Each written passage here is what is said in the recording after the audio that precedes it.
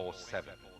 Well, joining us for more on that, Sanjay Kaul, President People's Action. He's someone who's been actively involved in all those protests. Many would really say spearheading them also in a sense. Hi, Sanjay.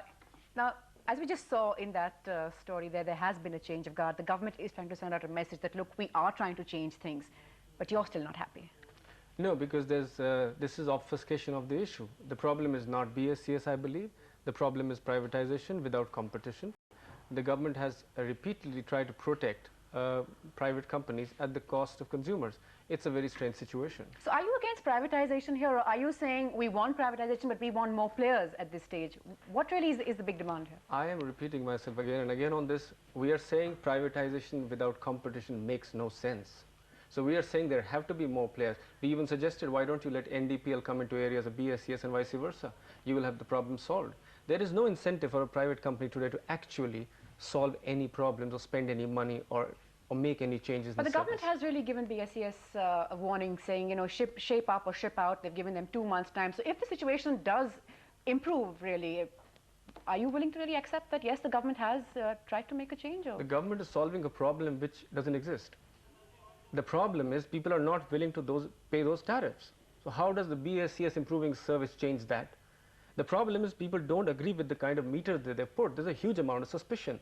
How does giving Mr. Ambani 6 months or 10 months or 12 months change that?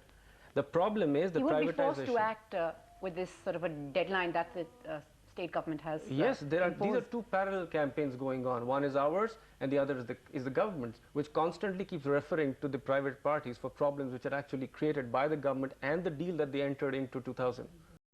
You're talking about these separate campaigns. Is the problem that they sort of act loggerheads? Is that one reason why we're not really seeing much movement forward? That no, I think the government and the campaign is not really working together, not really united on this?